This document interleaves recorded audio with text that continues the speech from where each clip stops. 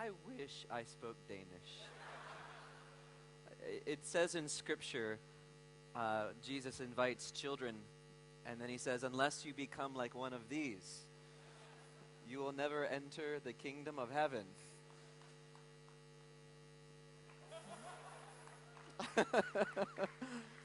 Oh, I am struck this morning. I don't know how many of you know this, but I was in Denmark about 4 weeks ago, and a group from my church in the United States came to visit, and we felt pulled in like family into our friends in Denmark. If you're not careful, I'm going to stay. There's this second volcano in Iceland that may erupt, and there's a part of me hoping it does, so that I'll have to stay. I am so thankful that you would have me come and to share good news with you.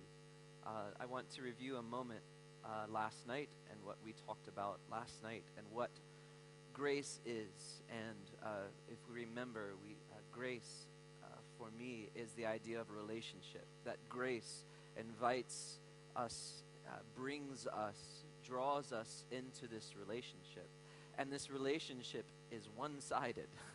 It is a father who draws us in as though we are just little children, like one of these, and grabs us and pulls us into this relationship. Grace is that gift we are given of the Spirit that allows us to cry out, Abba, Father, Daddy, Famel, this idea of being small in God's eyes, of being helpless in God's eyes, of being just a little one.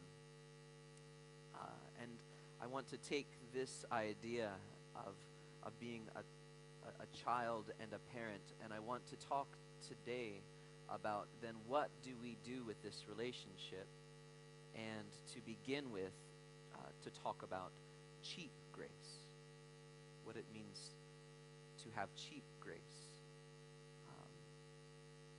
I'm going to use a text about a father to do this. It comes from Luke. In this, there's some things, there's a series of 3 stories Jesus shares, and each he highlights the idea of something being lost, of something being missing.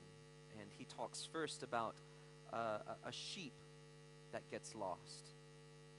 And then he talks about a coin that is lost. And then he comes to the 3rd story, talking about a child, a son that is lost, that gets lost. Jesus continues, there was a man who had 2 sons. The younger one said to his father, Father, give me my share of the estate. So he divided his property between them. Now the first thing to note in this text is that Jesus, in a very interesting way, introduces the idea that there are 2 children here. And then he particularly highlights that it's not the oldest, but the youngest who comes to the father. Now the youngest child goes to the father and says, Father, give me my share of the property. Now, in Hebraic law, all of the property belongs to the oldest. All of the property belongs to the oldest. And it is usually up to the oldest son if the second son would receive anything. And so it's interesting to note that the younger son goes to the father and demands a share of what's not even his. He asks for something that does not even belong to him, but belongs to the other son. And this is grace. The Father does this. The Father gives what the Son doesn't deserve. The Father gives him half of all his wealth. Half of everything. Not long after that, the younger son got together all he had and set off for a distant country, and there squandered his wealth on scandalous living. After he had spent everything, there was a severe famine in the whole country, and he began to be in need. So he went and hired himself out to a citizen of the country, who sent him to his fields to feed pigs. He longed to fill his stomach with the pods that the pigs were eating, but no one gave him anything. So the first part of the story is a father who gives half of what he has to a son who doesn't deserve it. Gives the son a gift of wealth. We just sang, your wealth, your riches on me. God gives this gift, invites us into this relationship, and says, all that I have is yours. And you will always be my son. You will always be my daughter. And then what does he do with it? What does he take with his gift? He throws it away. First thing he does is that he leaves the place that he was blessed, the place that poured into him, his home, his family, all that is good, and he left for somewhere else. The second thing he does is when he gets there, he takes all that that the Father has given to him, and he just throws it away. Sends it into nothingness. Nothing that will come back to him. When it says that this distant land had a famine, that's code for this distant land was cursed. There was no blessing there. They were hungry. And it says something interesting there. It says that that no one gave him anything to eat.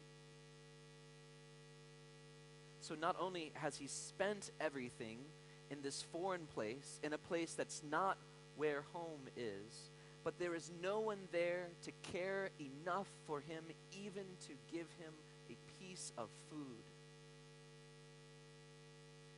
He eventually goes and he tends pigs. And as you know, if you are Jewish, you don't tend pigs. Pigs are unclean. Pigs make you, as a Jewish person, ritually unclean.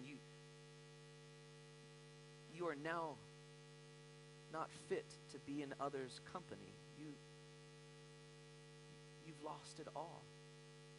He takes this gift of the Father and then throws away the riches. He throws away the riches on people who would not even give him the tiniest piece back to feed his own belly. And then he sells himself into a place that he would not even be clean, that if he were to be with other Jewish people, they would not even be allowed to be with him because he touches pigs. He's spent. In the U.S., we call this parable not the lost son. We call it the prodigal son. Prodigal. Now the word prodigal in English comes from a bigger word, prodigious. Prodigious means to produce, to share, to have, and to give out. If someone has prodigious talent, it means that they're very talented and they give this talent away. When we talk about then the prodigal son, we're talking about the son who spends and who spends and who spends until he has nothing left. In English, the word spent means not only like I took my money and I spent it on a shirt or I spent it on clothes. Spent also means I have nothing left. I am spent means I'm empty.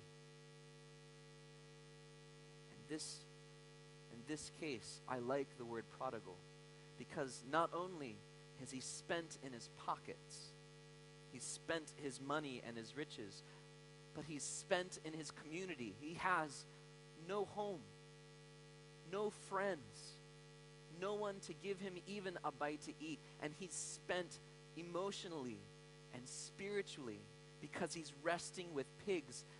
This is a son who has nothing and is in need. But there is no one there to give this to him. This is the spent son.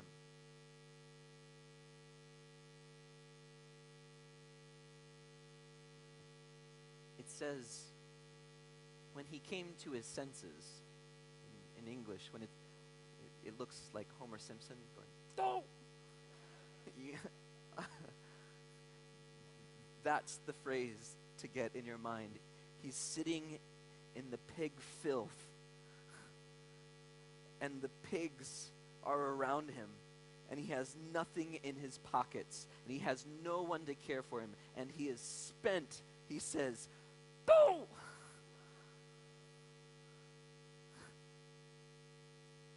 How many of my father's slaves have food, and here I am, starving to death? I'm going to set out, and I will return to my father, and I will say to him, "Father, I have sinned against heaven and against you.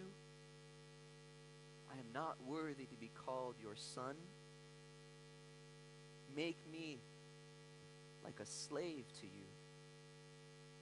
So he got up and he turned to face home and the judgment of his father.